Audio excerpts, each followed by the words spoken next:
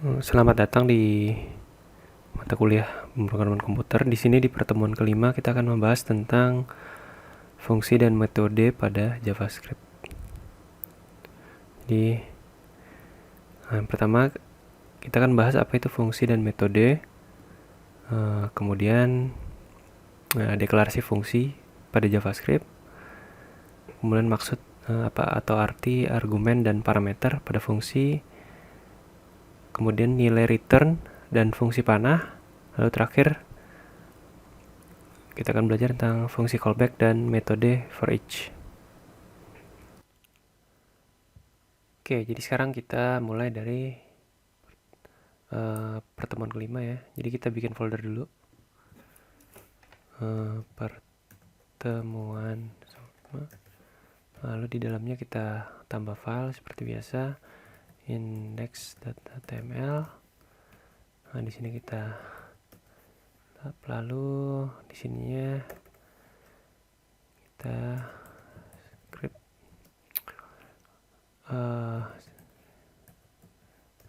kita kasih nama apa ya?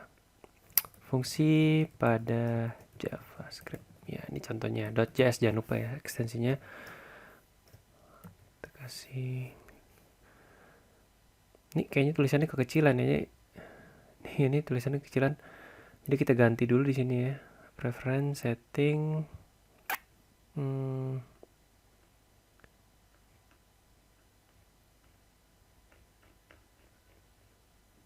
Nah, font size ini kita ganti jadi 19 lah misalkan. Oke, kita enter. Oke. Nah, ini agak besar ya. Ini bisa kebesaran. Lalu kita bikin, jangan lupa file barunya. Fungsi pada javascript.js. Oke, jadi nama javascriptnya fungsi pada javascript.js. Ini namanya bisa apa aja ya, terserah kalian. Tapi harus disamakan dengan ini. Nah, jadi fungsi pada JavaScript tuh gunanya itu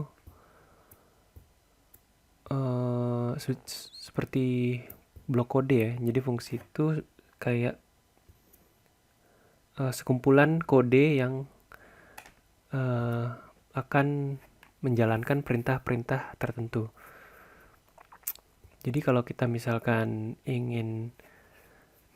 kita punya sekumpulan kode yang gunanya untuk menjalankan suatu instruksi, itu bisa dimasukkan ke dalam fungsi. Jadi mungkin kayak bungkus ya, atau kayak kotak. Oke, contohin aja. Yang pertama function declaration. Ini deklarasi fungsi. Lalu yang kedua itu ada function expression.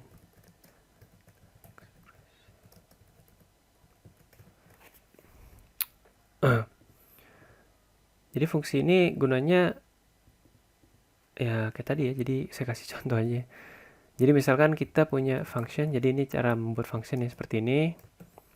Lalu kita kasih nama nih functionnya. Functionnya kita kasih nama misalkan ucapan lah. Ucapan. Lalu ada ucapan. Lalu ada kurung buka dan kurung tutup nih ya. Tanda kurung. Lalu setelah itu ada kurung rawal untuk blok kodenya. Nah, jadi di sini kita masukkan beberapa blok kode atau satu blok kode, terserah kita.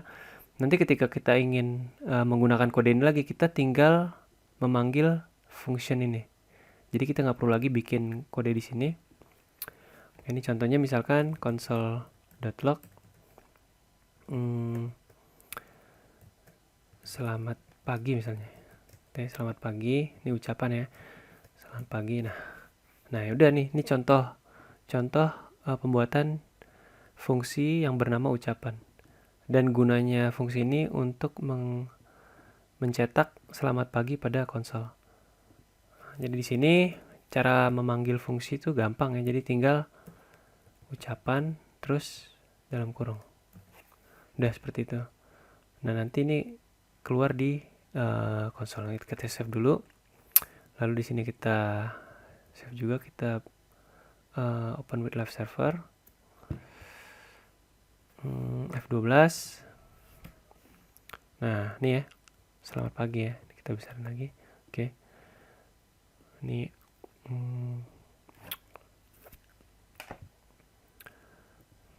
jadi kalau misalkan di sini kita nggak hilangkan ya. Nah, kita save, ini nggak akan keluar nih. Jadi semua yang ada di function ini tidak akan keluar kecuali kalau kita panggil. Nah, ini nggak keluar ya. Tapi kalau kita panggil, jadi keluar di sini. Ctrl S ya. Keluar di sini ya. Selamat pagi. Dan ini bisa kita lakukan berulang-ulang. Misalkan Japan ya. Jadi kita Ctrl C. Nah, kita panggil dia 5 kali. Jadi ini panggil 5 kali. Sekarang kita save Ctrl S. Nah, di konsol lognya jadi 5 kali ya. Jadi gunanya fungsi seperti ini ya. Jadi kalau kita misalkan ada blok kode yang ingin kita lakukan berulang-ulang, jadi kita ada beberapa instruksi yang akan kita pakai terus gitu di dalam program berulang-ulang, kita masukkan ke dalam fungsi. Nah, itu gunanya fungsi ya. Jadi kayak bungkus atau kotak yang isinya blok-blok kode yang akan kita gunakan lagi. Jadi kita nggak perlu lagi konsol log selamat pagi, di sini tinggal pagi. Jadi kita misalkan mau mencetak ini ke beberapa kode program, kita tinggal bikin function ya, bikin function seperti ini. Lalu ketika kita butuh ucapan ini, kita tinggal nulis ini lagi. Kita tinggal panggil seperti ini ya. Jadi panggilannya namanya, nama fungsi, terus kurung buka, kurung tutup. Terus di sini titik koma. Udah. Jadi fungsi itu kegunaan dasarnya seperti itu ya. Nah, itu function declaration. Jadi deklarasi fungsi ini seperti ini. Nah, kalau function expression itu beda lagi. Jadi function expression itu kayak seperti misalkan kita mendeklarasikan tipe data ya. Misalkan kita mau cons ini hewan kali ya, hewan. Misalkan kita namakan hewan. Nah, lalu kita di sini kasih sama dengan. Lalu kita tulis seperti ini, function.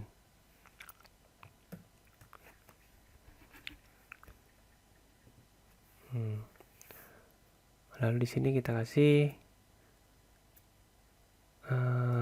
seperti ini ya. Oke.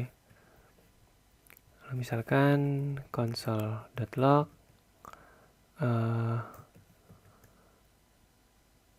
kucing misalkan ya, kucing, terus console.log lagi misalkan dan anjing. Oke. Nah, jadi nama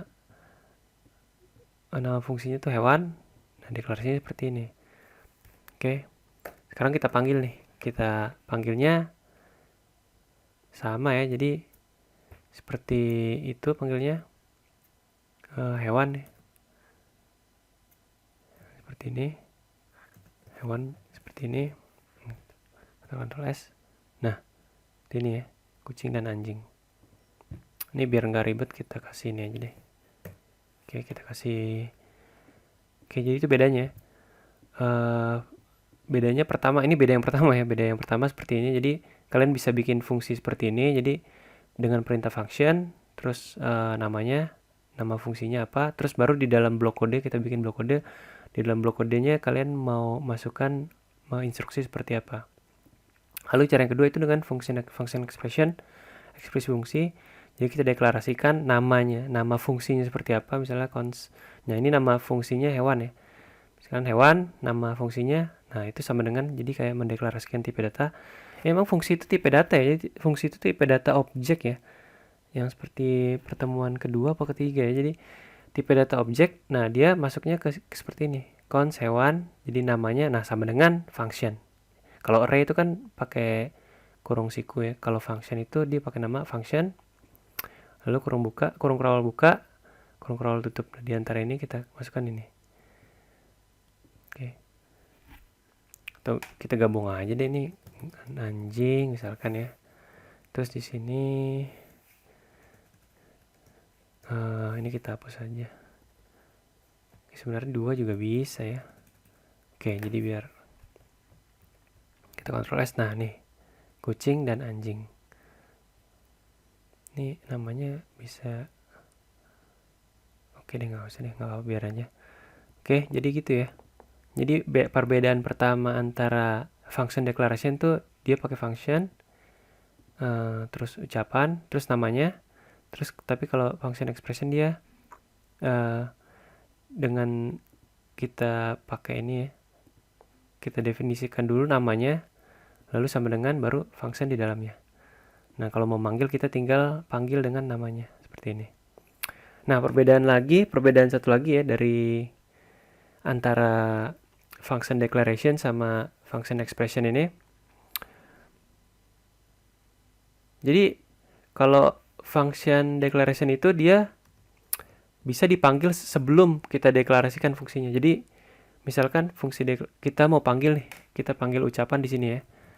Nah, kita mau manggil ucapan di sini, tapi deklarasi di sini. Jadi kita panggil dulu. Kalau manggil fungsi itu namanya function call ya. Ini function call ya, function call. Jadi kita memanggil fungsi atau memanggil, bahasa Indonesia memanggil fungsi ya, memanggil fungsi. Oke.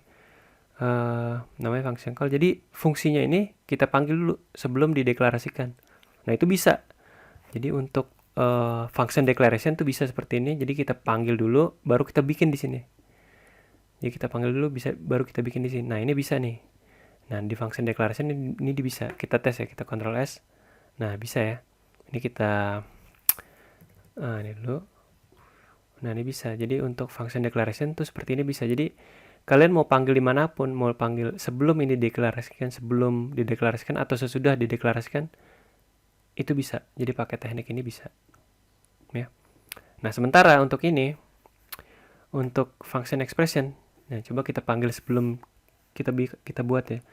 Jadi kalau misalkan hewan ya, kita panggil tapi dianya belum kita buat. Jadi kan kalau komputer itu dia bacanya dari atas ya, seperti yang di flowchart tadi dari atas. Kalau workflow sebelumnya jadi dari atas baru ke bawah. Nah, ini kan kalau function declaration tuh bisa seperti ini. Jadi dipanggil dulu tapi fungsinya belum dideklarasi, dipanggil, tapi kalau ketemu di bawah atau ada di bawahnya itu bisa jalan. Bisa ini kodenya bisa dijalankan ya. Nah, tapi kalau ini, kalau function expression kita Ctrl S, nah dia error. Jadi bedanya kayak gitu ya. Jadi kalau function expression itu harus dibikin dulu. Jadi fungsinya harus dibikin dulu. Nah, function expression itu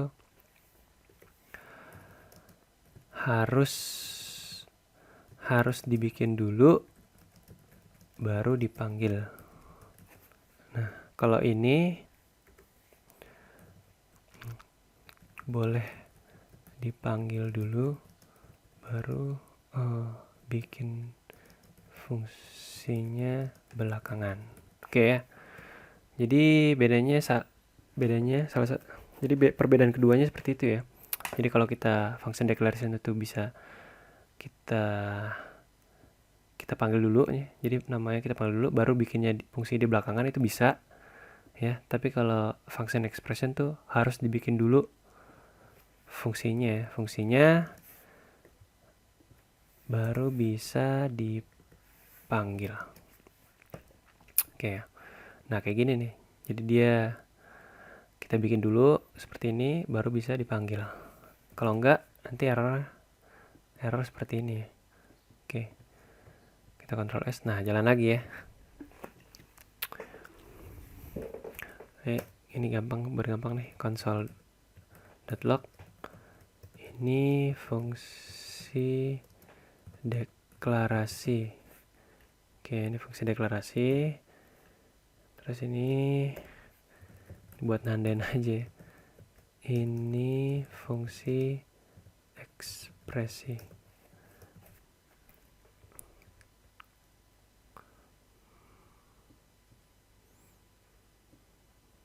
Nah, jadi selamat pagi ini fungsi deklarasi, kucing dan anjing ini fungsi ekspresi. Nah, jadi jadi kalau misalkan kita pakai fungsi deklarasi ya, jadi kalau kita lihat yang kita pelajari sebelumnya itu dengan variabel ya, ini mirip seperti definisi tipe data var ya, seperti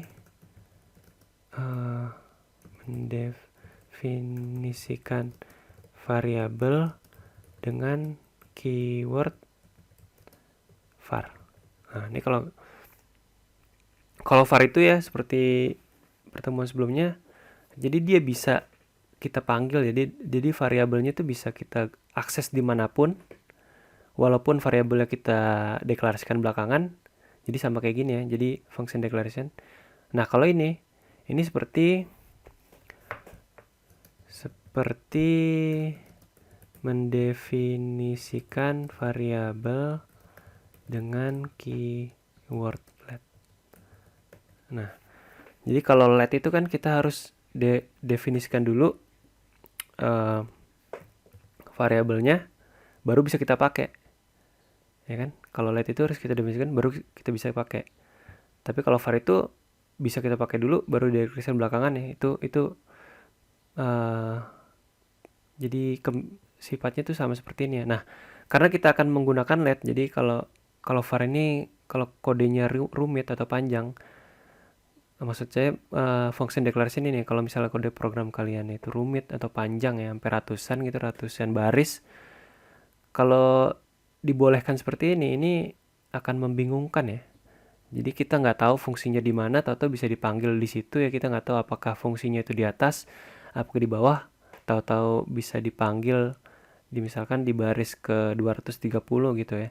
Kita panggil fungsi ini di baris ke 230, kita nggak tahu nih fungsinya dideklarasikan duluan apa sebelum, jadi agak rumit ya. Tapi kalau kita misalkan pakai function expression, kita tahu misalkan fungsinya dipanggil di line 230. Itu artinya fungsinya ini pasti dideklarasikan sebelum baris ke 230. Jadi kayak gitu ya. Jadi lebih mudah membacanya dan lebih mudah untuk mengkoreksi ya. Karena kalau programming itu akan ketemu yang namanya bug ya. Bug-bug atau error-error kecil yang seperti ini. Dan itu kan jauh lebih efisien dan efektif ya kalau kalian menggunakan function expression. Jadi kedepannya kita akan menggunakan function expression ya. Ini untuk perluan selanjutnya kita pakai function expression sama seperti kita akan menggunakan let terus. Oke, jadi itu bedanya. Selanjutnya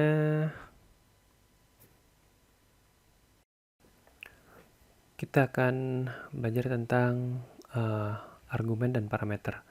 Ini kita hapus dulu ya. Parameter dan argumen. Oke, jadi misalkan kita buat fungsi lagi seperti tadi ya, const, misalkan ucapan ya. Ucapan sama dengan function. Lalu ini nggak pakai ini, sorry. Function console.log selamat pagi misalkan. Oke. Kita panggil di sini. Nah, ini kayak tadi ya. Nah, fungsi ini itu bisa dimasukkan variabel ke dalam sini. Jadi misalkan ini kita masukkan nama. Ya, ini variabel ya.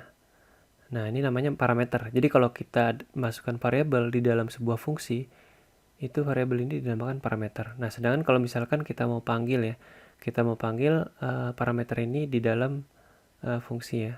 Kita mau panggil nih. Jadi kita panggil, misalkan namanya Budi lah, Budi. Dia. Nah, jadi kita akan masukkan variabel di sini dalam fungsi ini nama parameter. Nah, nilai yang kita masukkan di dalam sini itu namanya argumen. Ya. Jadi nilai variabel ketika dipanggil disebut argumen. ini nilai variabel yang didefinisikan dalam fungsi disebut parameter. Nah, jadi kita bisa menggunakan kurung buka dan kurung tutup di dalam fungsi ini untuk memasukkan variabel. Nah, kita bisa pakai variabel misalkan seperti ini, plus nama ya, nama. Nah, ini kayaknya oke. Terus di sini plus lagi, kita masukkan ininya, tanda serunya. Nah, jadi fungsi ini berisikan variabel, sebuah variabel yang namanya parameter. Jadi fungsi ini ada parameter. Nah, ada satu parameter nih, parameter bisa terhingga ya kalau fungsi ya. Bisa berapapun yang kalian mau nama parameter. Nah, kita kasih contoh dulu satu. Ada parameter nama. Jadi sini dalam fungsinya itu akan mencetak kalimat selamat pagi ditambah nama ditambah tanda seru. Nah, di sini ketika kita panggil, fungsi ini kita panggil, parameternya kita masukkan nilainya Budi. Nah, ini Budinya ini argumen ya. Sekarang kita Ctrl S ya. Nah, selamat pagi Budi. Kalau kita ke sini ganti misalkan Amir ya. Ini kita mau panggil Amir nih. Ucapan namanya ganti Amir, kita Ctrl S. Nah, selamat pagi Amir. Ya, jadi ini fleksibel ya. Jadi nama variabel di sini parameternya, terus gini Amir. Ini bisa banyak ya. Jadi misalkan kita tambah waktu lah, waktu. Nah, jadi ada nama, ada waktu. Nah, misalkan waktunya itu nah di sini nih. Di sini ya. Di sini kita kasih selamat. Lalu kita kasih plus. Nah, paginya ini kita jadikan waktu. Plus waktu. Plus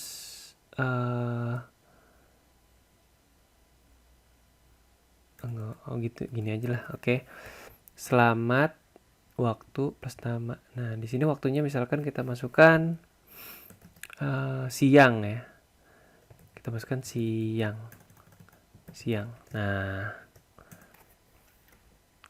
jadi variabelnya dulu nih sekarang. Kita punya dua parameter. Parameter pertama itu nama, parameter kedua waktu. Di sini kita juga harus memasukkan dua parameter artinya. Jadi parameter pertama kita argumen yang ini kita masukkan namanya Amir. Nah, terus yang parameter kedua ini kita masukkan siang. Nah, sekarang kita Ctrl S ya, kita tes. Nah, selamat siang Amir. Oh, ini harusnya dikasih spasi ya. Kasih spasi biar bagus. Ini oke.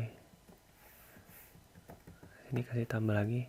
Sebenarnya ada cara gampangnya, ada cara mudahnya, tapi nanti ya saya kasih ya. Ini cara mudahnya jadi nggak jadi selamat terus waktu terus ini. Jadi biar nggak belepotan kayak gini ada cara mudahnya. Nanti saya kasih setelah ini. Oke, kita Ctrl S. Nah, selamat siang Amir. Nah, jadi ini fleksibel ya. Jadi kalaupun kita misalkan mau namanya Tono kayak terus ini malam, ini secara otomatis nilai yang ada di dalam fungsi ini berubah. Ya. Jadi sesuai dengan variabel yang kita masukkan di sini, sesuai dengan parameter yang ada di sini. Kita tambah satu lagi deh, kan nama, waktu, lokasi misalkan ya, lokasi. Terus di sini kita jadikan kalimatnya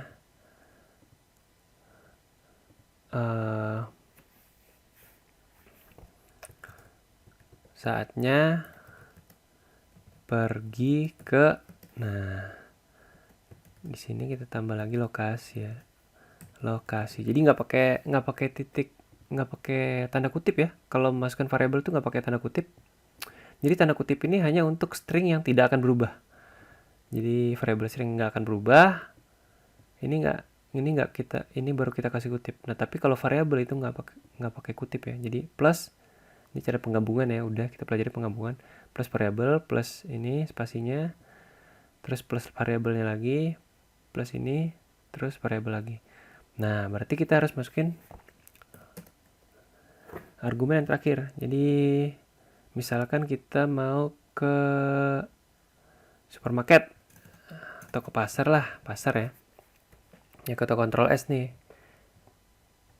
Nah, keluar ya. Ini sebenarnya nggak ada spasi ya. Nih. Jadi keluar ya. Nama, waktu, lokasi, selamat, waktu, nama. Nah, ini udah jadi nih. Jadi fungsinya.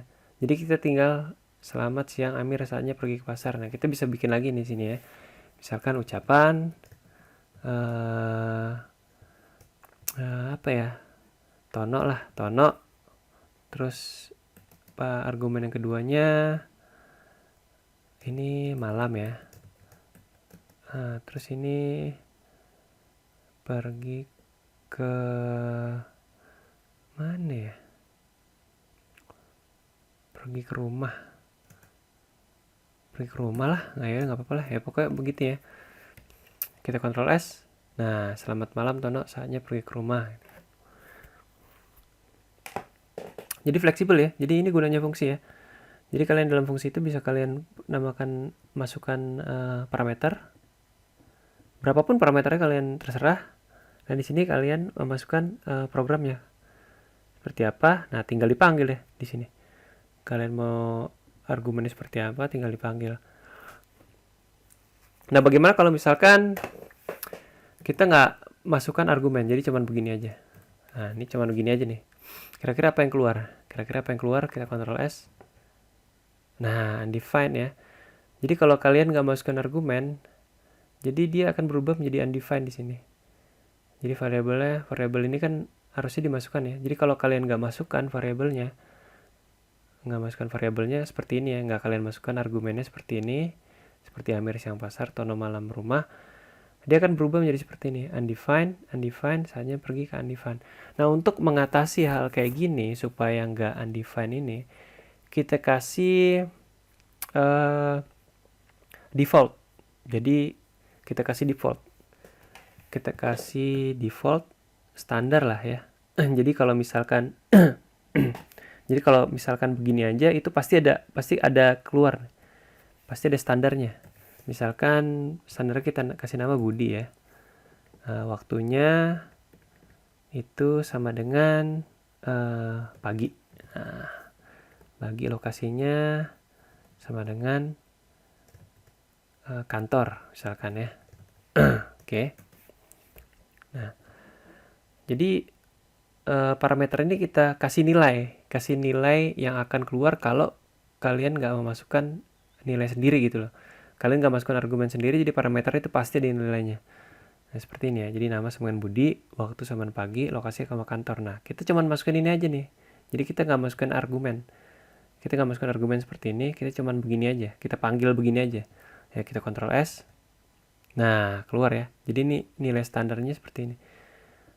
Budi, waktu, pagi, lokasi. Gimana kalau misalkan kita mau ganti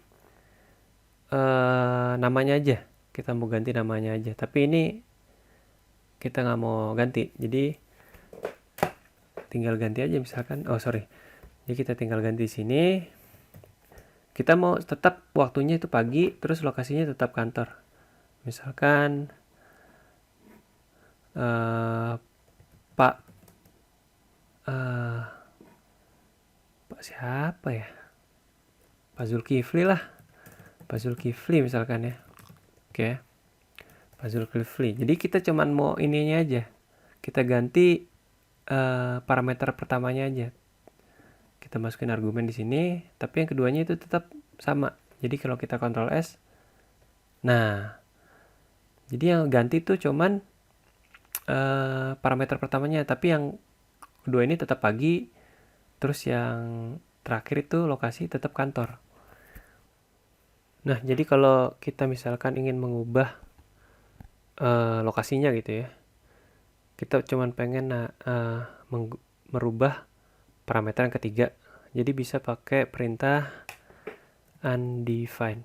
Nah, ini yang pertama, ini parameter pertama mau kita taruh default. Nah, terus yang parameter kedua juga undefined.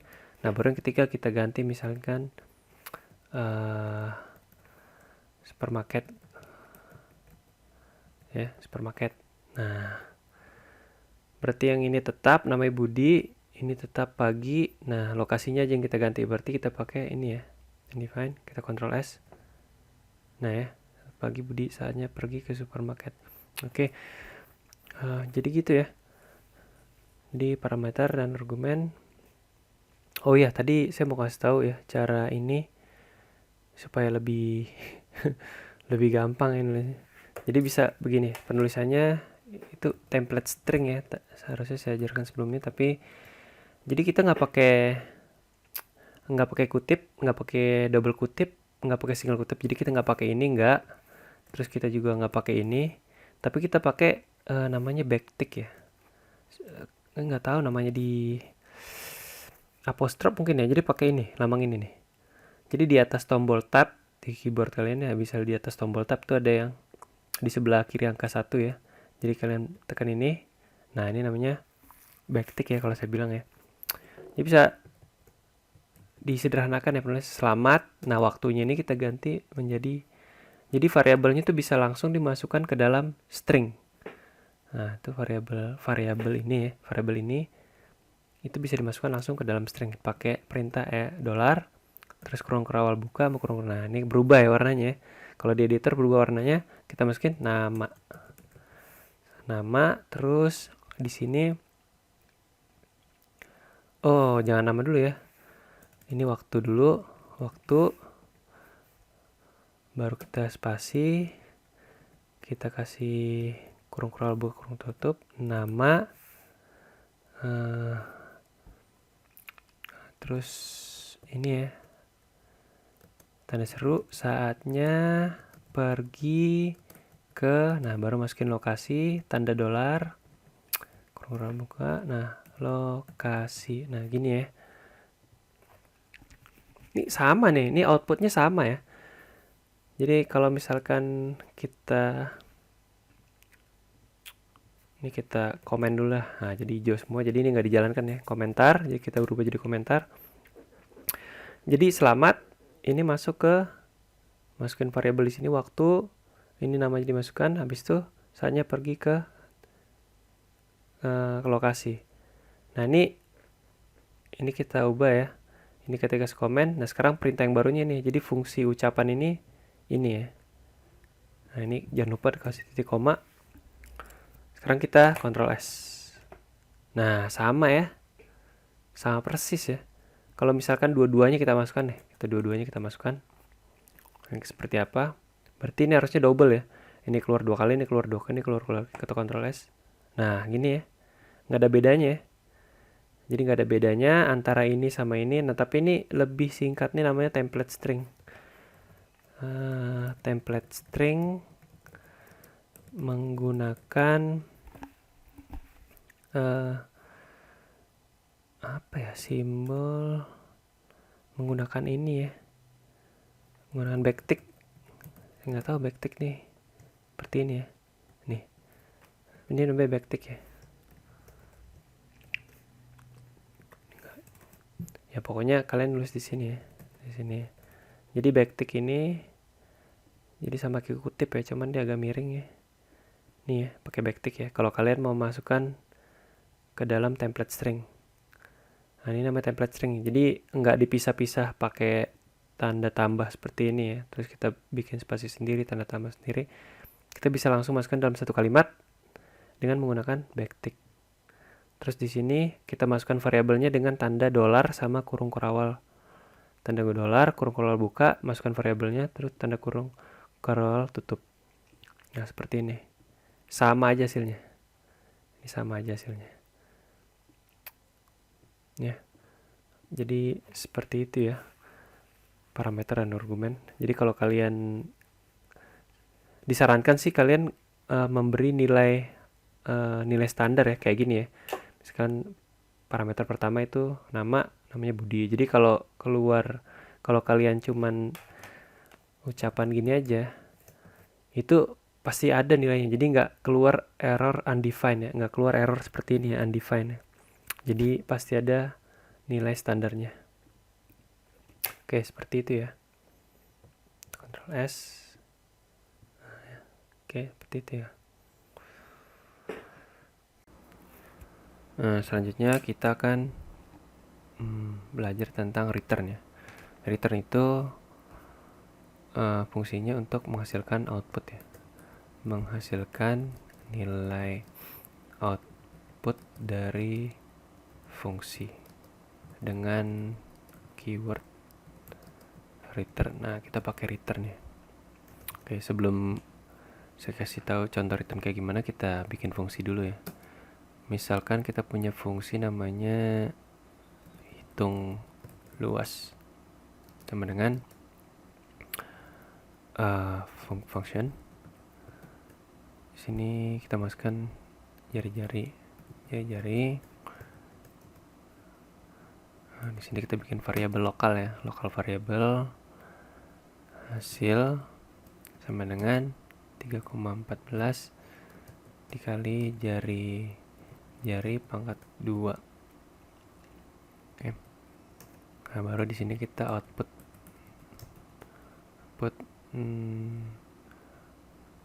lalu hasilnya itu hasil. Oke. Nah, ini fungsi ya. Ini fungsi udah jadi. Nah, sekarang baru kita panggil hitung luas. Kita masukkan nilai jari-jarinya misalkan 10. Nah, sekarang kita Ctrl S. 314 ya. Jadi ini fungsi nilai jari-jari. Di sini penghitungannya di sini, dan dia keluar hasilnya. Nah, sebenarnya yang kita butuhkan itu variabel ini ya, karena ini output dari fungsinya seperti ini. Nah, kita butuh variabel ini. Kalau kita misalkan console log di luar, console.log, jadi hasil kayak gini ya. Kita mau output hasil dari fungsi ini, kita mau output yang ininya, itu nggak bisa ya, karena itu error ya. Jadi hasil is not defined karena ini variabel hasil adalah variabel lokal. Jadi dia hanya berlaku di sini aja, di scope ini aja. Ketika dia keluar dari fungsi, dia udah nggak berlaku lagi. Nah, cara untuk supaya kita bisa mengakses hasil ini dari luar, itu caranya kita menggunakan return. Kita hapus return hasil. Nah, jadi kalau kita panggil seperti ini, itu dia akan mengajukan hasil. Jadi hasilnya di sini kita menggunakan variabel ini. Nah, ini kita hapus dulu. Untuk mengakses variabel output dari fungsi ini, kita bikin lagi variabel di luar ya, kan? Hasil fungsi misalkan, hasil fungsi sama. Nah, jadi ini akan menghasilkan output ya, outputnya hasil. Nah, kita passing namanya, kita kasih ke dalam hasil fungsi. Jadi kita bikin variabel lagi yang khusus, di luar fungsi yang khusus untuk menampung ya, untuk menampung output dari fungsi ini. Jadi di fungsi ini akan menghasilkan variabel. Nah, sebelum kita gunakan variabel yang dihasilkan oleh fungsi itu, kita tampung dulu di variabel baru yang kita bikin. Nah setelah ini hasil fungsi ini bisa dipakai dimanapun. Misalkan console.log hasil fungsi ya. Kita Ctrl S, nggak keluar ya. Atau misalkan kita tambahkan ini adalah nilai output dari fungsi lingkaran misalkan.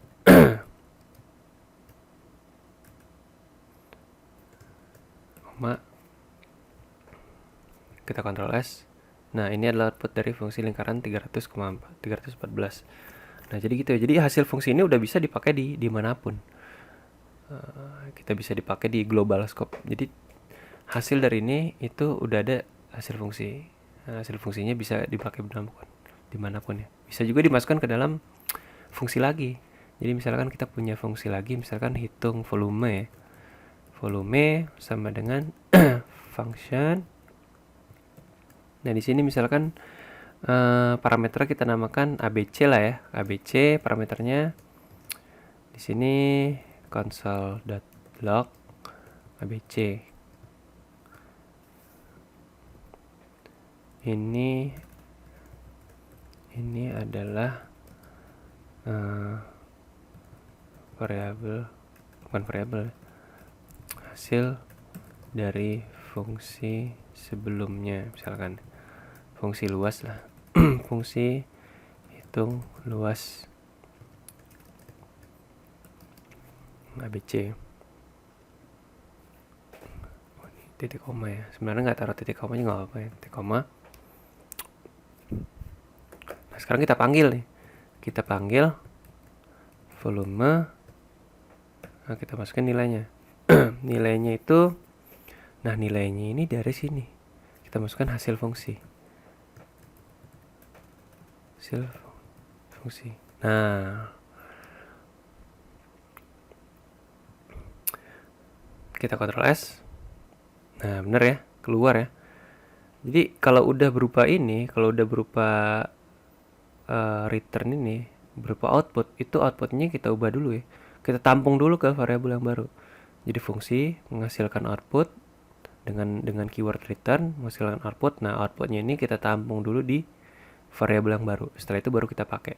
Kita bisa pakai di console log, kita bisa pakai di fungsi yang baru juga seperti ini ya. Nih, hitung volume nih. Hasil fungsi ya keluar 314 ya. Ini kalau kita ganti misalkan 15. Jadi hasil fungsinya berubah nih. Hasil fungsi dari output yang 15 kali Ctrl S berubah semua ya, 706,5. Oke, jadi jadi gitu ya penggunaan return. Oh ya, ini sebenarnya bisa disingkat juga ya. Jadi lihat hasil, jadi biar nggak ribet ya. Jadi bisa juga di seperti ini. Jadi ini salah satu caranya lagi. Nah, caranya lagi dia bisa seperti ini disingkat return. Nah, kayak gini. Jadi fungsi jari-jari, jadi dia langsung menghasilkan luas. Nggak perlu dijadikan variabel lagi. Ini Ctrl S. Nah, sama ya. Hasilnya kita Ctrl S, kita ubah lagi misalkan 20. Ctrl S. Oke, sama. Oke, jadi itu perintah return ya. Ini penting sekali ya. Jadi kalau misalkan kita bikin fungsi dan hanya output yang kita perlukan, itu kita pakai keyword return.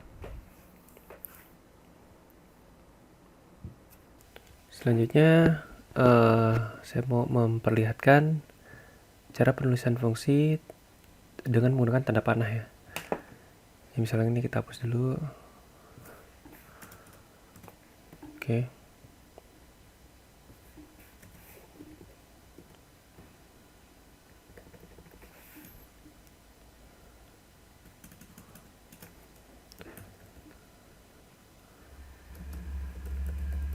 Dengan membuat tanda panah. Jadi tanda panahnya tuh seperti ini ya.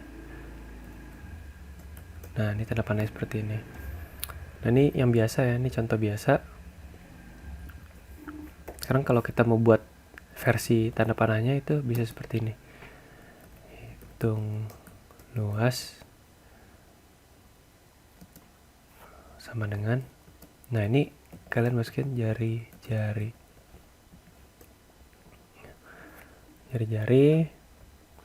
terus di sini ada tanda panah baru. Nah, seperti ini ya. Ini misalkan kita console log deh. Log. Oh. Biarin aja deh kayak gitu ya. Jadi console log seperti ini.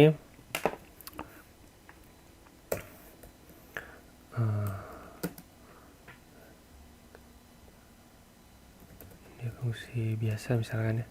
Fungsi biasa sama dengan hitung luas 10.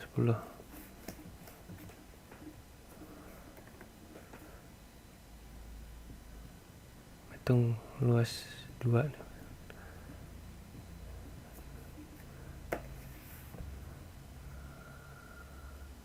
Console.log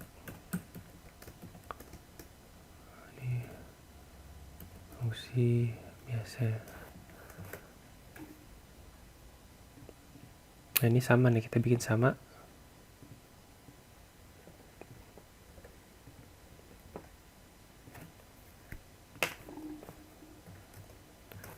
Lalu lihat fungsi panah. Terus 2 10.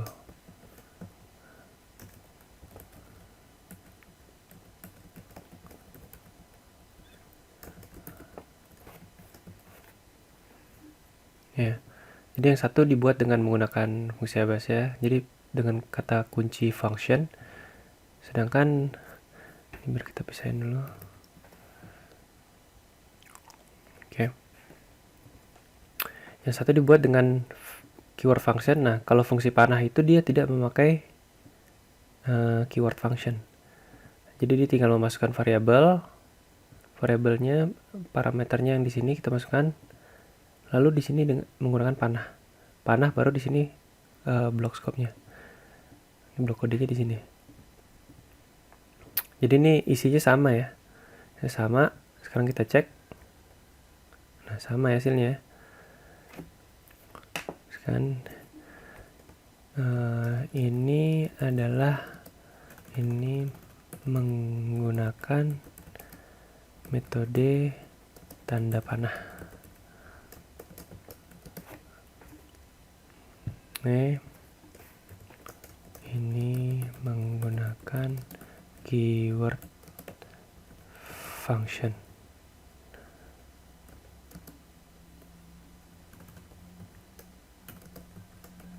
Oke. Nah, jadi ini menggunakan keyword function yang ini ya. Ini fungsi biasa. Itu 314, sedangkan yang menggunakan metode tanda panah hasilnya juga 314. Jadi hasilnya sama aja ya, antara ini dengan ini. Cuman dia bedanya ini menggunakan keyword function, ini tanda panah. Dan ini kalau misalkan variabelnya ada banyak juga bisa tinggal ini ya, tinggal kalian taruh koma, terus variabel 2, variabel 3, ini sama aja kayak yang biasa. Cuman bedanya di sini ini menggunakan function, ini enggak. Ini tanda kurung jari-jari, terus di sini menggunakan panah. Ini menggunakan function, ini menggunakan panah. Oke, selanjutnya kita akan belajar sedikit ya tentang perbedaan antara fungsi dengan metode. Perbedaan antara fungsi dengan metode. Misalkan kita di sini kita bikin variabel dulu ya. Variabel mungkin nama ya, nama sama dengan Pak Amir lah misalkan. Oke. Nah di sini fungsi atau box ininya function ya. Nah kalau kita ini nggak perlu ini, kita mau bikin fungsi, cara fungsi ya, cara fungsi sama dengan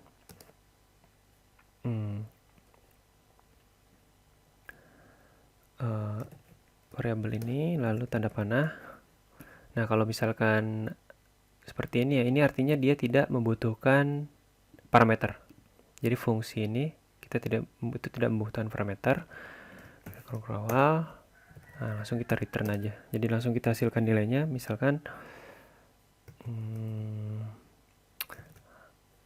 selamat pagi Tantama nama. Oke, kayak gitu aja. Nah lalu fungsi yang sudah menghasilkan nilai ini kita masukkan ke dalam variabel lagi. Misalkan hasil fungsi ya sama dengan cara fungsi 2 seperti ini. Udah kita hasilkan dalam variabel, bisa kita langsung keluarkan di konsol. Log hasil fungsi. Oke, kita lihat ya. Ini fungsi sederhana, Ctrl S, nah keluar ya selalu. Sebenarnya kalian nggak usah begini juga bisa ya. Jadi misalkan ini kita kasih komen, jadi nah di sini langsung cara fungsi. Nah jadi nggak usah pakai ini, nggak perlu kita deklarasikan lagi variabel baru untuk menghasilkan nilai dari sini. Jadi nilai dari sini bisa langsung kita masukkan ke browser dengan cara seperti ini, dalam kurung cara fungsi. Kita lihat ya. Nah sama aja ya. Cuman agak ribet mungkin ya. Jadi kalau misalnya program panjang kalian nggak tahu ini tanda kurungnya ada berapa, bisa jadi banyak ya. Jadi kita untuk mempermudah kita masukkan ke variabel yang baru seperti ini. Jadi variabel hasil fungsi ini merupakan hasil dari fungsi cara fungsi ini. Oke. Hasil fungsi. Nah, kita kontrol S lagi. Ya masih keluar ya. Nah, sekarang kalau metode atau method, kita langsung hasil metode sama dengan, nah metode ini selalu berasosiasi terhubung dengan tipe data atau objek. Jadi misalkan di sini kita lihat ya, ini tipe data string ya. Jadi nama ini adalah nama variabel ya. Nah, variabel tipe datanya string. Nah, kita bisa langsung masukkan nama titik. Nah, di sini bisa pilih ya, seperti pertemuan sebelumnya. Misalkan kita pilih itu uppercase. Nah, seperti ini. Lalu kita keluarkan di konsol. Hasil metode. Nah, jadi ini fungsi ini akan memodifikasi tipe data yang ada di sini. Dan dia ditandai dengan titik ya, dengan simbol titik. Jadi nama tipe datanya titik, titik lalu properties atau modifikasinya ya. Nah ini atau metodenya, metode atau properti ini salah satu metodenya. Nah ini namanya metode nih. Metode kita Ctrl S. Nah dia jadi besar ya.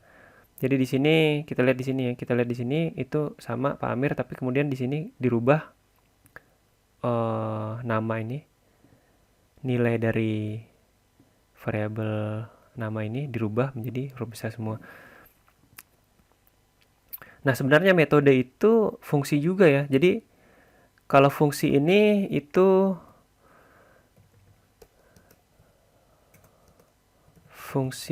berdiri sendiri ya, berdiri sendiri. Jadi tidak tergantung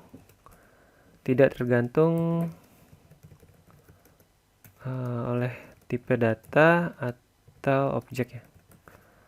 Nah, jadi berbeda dengan metode. Jadi kalau metode,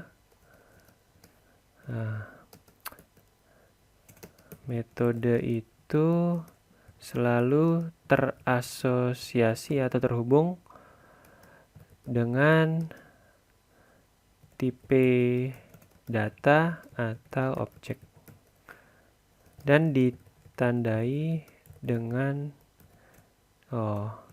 dan dihubungkan ya dengan titik. Ini titik ya, titik nih, dengan titik. Ini aja deh. Titik. Oke, kayak gini aja. Titik ya, seperti ini ya. Titik. Sebenarnya sih dalamnya dia sama aja ya. Dan ini fungsi, ini juga fungsi. Jadi ini fungsi, ini juga fungsi. Tapi bedanya dia selalu terasosiasi dengan tipe data atau objek. Jadi itu ya perbedaan singkatnya. Yes. Jadi semua sifat yang dimiliki oleh fungsi ini dimiliki juga oleh metode. Cuman cara penggunaannya saja yang berbeda. Oke, jadi seperti itu ya bedanya. Nah, selanjutnya kita akan membahas tentang callback function. Jadi callback ini saya nggak tahu ya nama bahasanya. Jadi callback function. Jadi callback function ini sederhananya itu fungsi di dalam fungsi ya. Jadi fungsi kan kita udah belajar ya. Jadi sebelumnya itu fungsi itu memiliki parameter. Nah, kalau dalam fungsi itu diisi oleh fungsi juga, jadi parameternya itu berupa fungsi, maka parameter fungsi yang di dalam itu namanya callback function. Ya, kita contohin aja ya. Jadi let kita bikin fungsi pertama ya. Fungsi pertama sama dengan misalkan dia nggak punya nilai di sini return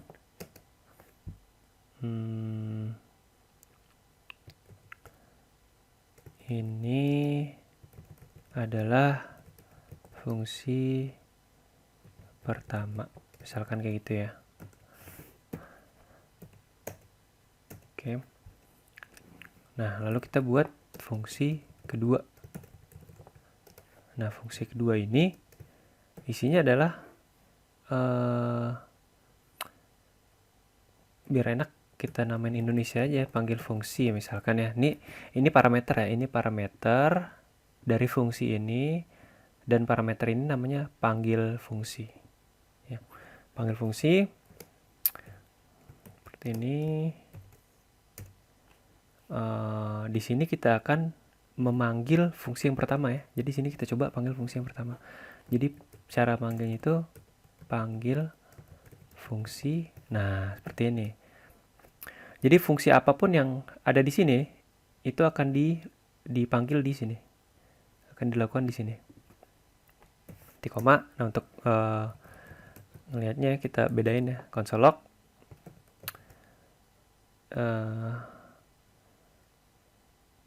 Ini misalkan fungsi pertama sudah dipanggil gitu ya. Fungsi pertama sudah dipanggil. Oke. Nah, seperti ini. Jadi kita punya dua fungsi nih ya. Di sini kita punya dua fungsi. Jadi fungsi pertama ini seperti ini. Ini fungsi pertama ya. Jadi ini cuman cetak string aja, cuma nyetak string aja. Nah, fungsi kedua itu dia akan memiliki parameter yang isinya fungsi.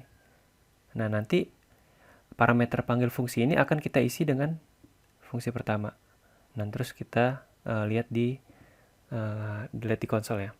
Nah, jadi cara manggilnya itu kita gunakan fungsi kedua dalam kurung. Nah, isinya di sini kita panggil fungsi pertama.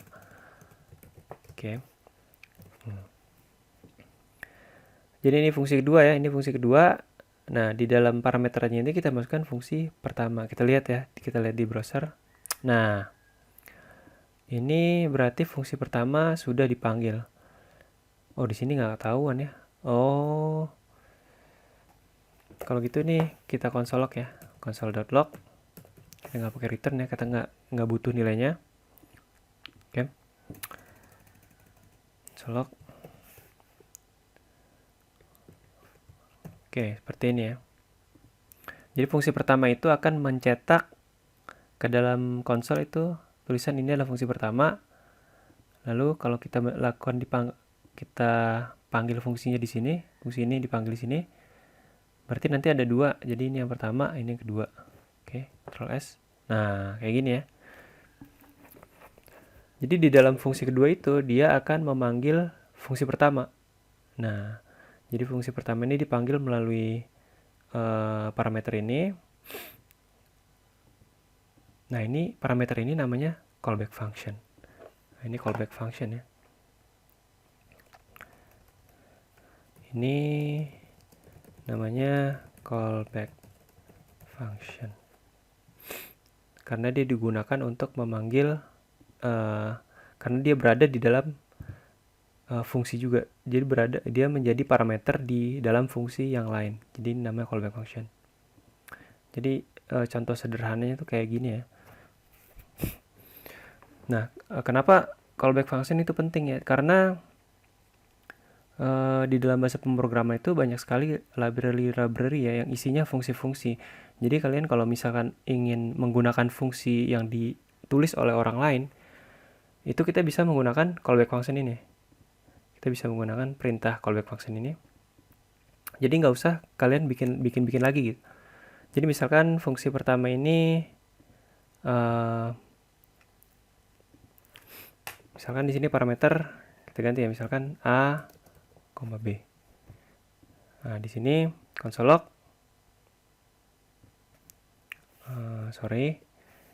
console log A ditambah B. Oke, jadi fungsi pertama ini akan mengeluarkan nilai dari A ditambah B. Nah, ketika dipanggil di sini, dia akan membutuhkan nilai, dia hanya cukup membutuhkan nilai yang seperti ini, A, B. Jadi kita bisa menggunakan nilai A, B ini dari fungsi kedua ini. Jadi A misalnya di sini A, B ya. Jadi A, B misalkan di sini 3, terus di sini 4. Nah, jadi fungsi kedua ini punya 3 parameter. Parameter pertama itu A, parameter kedua B, parameter ketiga itu fungsi. Jadi ini fungsi. Lalu di dalam fungsinya ini kita akan memanggil fungsi yang pertama. Jadi fungsi yang pertama dipanggil, parameter sama A, B. Nah, parameter ini dia mengambil parameter yang ditentukan oleh fungsi kedua. Nah, sekarang kita lihat ya. Nah, 7 kan? 7 berarti di sini dipanggil fungsi ini, fungsi pertama ini ya. Jadi kita memanggil fungsi pertama ya melalui callback function ini. Dan ketika kembali ke fungsi pertama akan dilakukan penghitungan A plus B. Jadi gunanya fungsi pertama itu untuk menambahkan jumlah parameter ini. Tapi parameter ini bisa dipanggil juga, ditentukan di fungsi kedua. Dan fungsi callback function ini menggunakan parameter yang ada di sini untuk melakukan perhitungan di fungsinya sendiri. Jadi ini callback function-nya. Jadi kalau misalkan orang lain menulis fungsi yang akan menghasilkan perkalian atau pengurangan atau misalkan yang kompleks ya, sekalipun algoritma kompleks di dalam satu fungsi, kita bisa menggunakan algoritma yang ditulis orang tersebut ke dalam fungsi yang akan kita buat. Jadi kita nggak perlu bikin ulang lagi algoritma yang orang pertama bikin ini, kita nggak perlu bikin lagi. Kita cukup ambil di sini, masukkan ke dalam fungsi baru yang akan kita buat. Jadi sangat memudahkan dan menghemat waktu ya. Jadi kita kalau misalkan ada kode program yang ingin kita gunakan yang sudah ditulis oleh orang lain ya misalkan. Jadi algoritma ditulis oleh orang lain dan ingin kita pakai, kita tinggal menggunakan callback function. Nah, ini kepake ini banyak sekali kalau di JavaScript. Callback function itu sangat penting ya. Misalkan terutama di aplikasi berbasis JavaScript. Misalnya misalkan Node.js atau Angular.js atau jQuery ya. Ini contoh-contoh aplikasi berbasis JavaScript ya pakai Node.js. Nih library-nya sangat banyak dan lain yang jumlah library-nya sudah sangat banyak ya, Nah, jadi contohnya seperti ini ya callback function. Jadi kalau kalian udah menulis ya, misalkan kalian besok menulis fungsi ini, jadi dia memiliki algoritma tertentu, lalu seminggu kemudian kalian ingin menggunakan fungsi yang kalian bikin sebelumnya di dalam fungsi yang kalian akan bikin. Jadi kalian tinggal mengambil fungsi pertama ini untuk diaplikasikan ke fungsi kedua, fungsi yang baru ya. Jadi kalian nggak perlu menulis lagi fungsi yang sudah kalian tulis seminggu sebelumnya. Nah, jadi kayak gitu ya gunanya callback function ya. Selanjutnya kita akan belajar tentang for each method. For each method. Jadi for each method ini fungsi ya. Ini berarti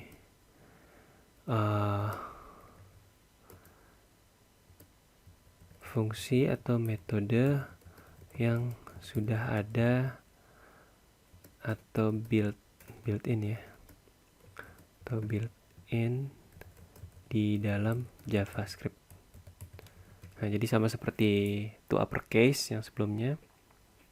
Jadi for each method ini sudah ada ya dalam JavaScript, jadi nggak perlu kita bikin. Nah, jadi gunanya itu gunanya adalah untuk mengiterasi tiap data pada tipe data array. Nah, jadi kita bikin array dulu ya. Jadi misalkan kita punya data array, misalkan buah-buahan lah. Buah-buahan kita bikin array, yaitu apel, jeruk, mangga, pisang, terus rambutan ya. Oke. Udah 5 dulu aja. Ini array. Jadi kita akan menggunakan buah-buahan ini. Tipe data titik ya. Jadi karena metode dia titik, baru kita tulis for each. Ini cara penulisannya seperti ini ya. Nah, di dalam for each ini dia mengandung 3 parameter ya. Parameter atau argumen sama aja. Jadi mengambil 3 parameter. Yang pertama itu nilai. Terus yang kedua itu indeks, terakhir itu array. Nah, di sini bisa kita taruh fungsi. Kita bisa ditaruh fungsi. Jadi kita bisa taruh fungsi, misalkan kita di sini kita taruh fungsi kayak gini ya, function. Nah, ini contoh aja ya, function. Terus ini enter. Nah, dalam fungsi ini kita misalkan ini adalah callback function gitu ya, misalkan ya, callback function. Nah, ini untuk mau menguji aja. Jadi kalau ini dijalankan, dia akan mencetak ini ya. Ini adalah callback function di sini. Oke, kita jalanin. Nah, jalan ya. Nah, kenapa 5? Karena jumlah data yang ada dalam array ini adalah 5. Jadi 0, 1, 2, 3, 4 dari 0 ya. Ini ada 5 data ya. Jadi dia ke print 5 kali. Karena dia cara kerja for each itu dia mengiterasi. Jadi begitu ini dijalankan, jadi dia masuk ke sini 1. Jadi seperti control flow loop ya. Kayak looping ya. Kayak seperti while atau for loop. Tapi dia di sini built-in. Jadi built-in untuk tipe data array. Jadi kita nggak perlu lagi pakai for loop atau while. Ini cukup praktis ya pakai ini ya. Oke, jadi kayak gitu. Jadi dalamnya function. Nah, ini mungkin agak ribet liatnya. Jadi supaya nggak ribet liatnya karena fungsi begitu, kita buat yang namanya, misalkan kita buat fungsi nih. Kita buat fungsi callback ya. Jadi oke, kita bikin callback function deh. Callback function, kita kasih nama callback function sama dengan function. Di sini variabelnya. Nah, di sini variabelnya bisa ada 3 ya. Jadi kita nggak kasih variabel dulu. Oke, kita copy aja ya. Ini kita copy, Ctrl X. Nah, ini Ctrl V. Oke, ini dihapus. Kasih ini. Terus di dalamnya kita taruh callback function. Nah, oke. Nah, ini callback function nih. Jadi ini metode ya, ini fungsi, di dalamnya ada fungsi lagi. Jadi dia memanggil, ketika ini dijalankan dia akan memanggil fungsi yang ini. Dia akan memanggil callback function ini. Jadi ini ke print. Ini kalau benar berarti ini sama ya. Kita Ctrl S. Nah, sama ya. Nah, jadi di sini for each itu dia memiliki 3 variabel ya. For each memiliki 3 parameter. Yang pertama itu nilai, terus yang kedua itu index, yang ketiga itu array. Nah, dalam sini ya. Berarti karena dia ada 3 parameter, berarti di sini bisa kita masukkan 3 parameter. Jadi function yang pertama misalkan kita tes satu dulu ya, kita coba dengan parameter. Misalkan di sini parameternya buah lah, oke, kita namakan buah.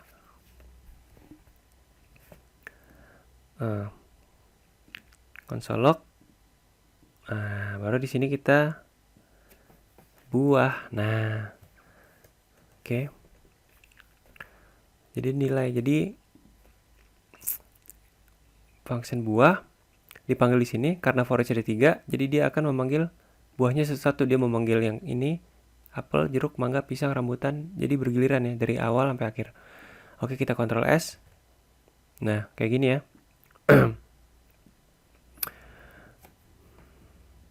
Oke, jadi di sini di callback function ini for each callback function dijalankan yang ini buah, console log buah. Jadi ketika dia masuk ke for each ini, dia akan mengiterasi satu persatu. For each pertama dia masuk ke apel, selesai console log, selesai console log apel, masuk ke jeruk, sini console log jeruk, dan seterusnya ya sampai terakhir. Nah itu parameter yang pertama ya. Kalau misalkan kita tambahkan lagi parameter yang kedua, bisa juga namanya index. Nah index ini udah built-in juga ya. Jadi emang namanya index. Kita bisa taruh indeksnya di depan. Oke, index, koma. Oke, kita coba gini dulu ya. Jadi indeks ini harusnya dimulai dari 0 ya. 0, apel, 1, jeruk, 2, mangga, dan seterusnya. Oke, kita Ctrl S. Nah, seperti ini ya.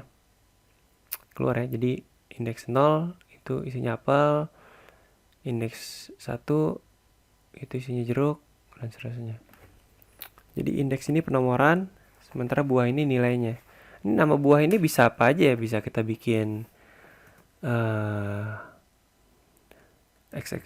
misalkan ABC misalkan ya. Jadi nggak harus buah ABC, tapi di sini harus sama juga. Kita Ctrl S, sama ya. Jadi penamaan nilai ini tuh terserah, tapi harus sama ke bawahnya. Ya udah, biar lebih gampang kita kasih buah. Oke. Jadi kayak gini ya. Emang cukup sederhana sih. Bisa juga kita tambahkan misalkan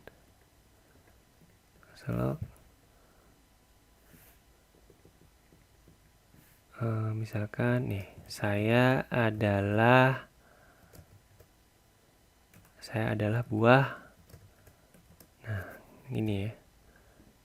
Ctrl S. Dia misah.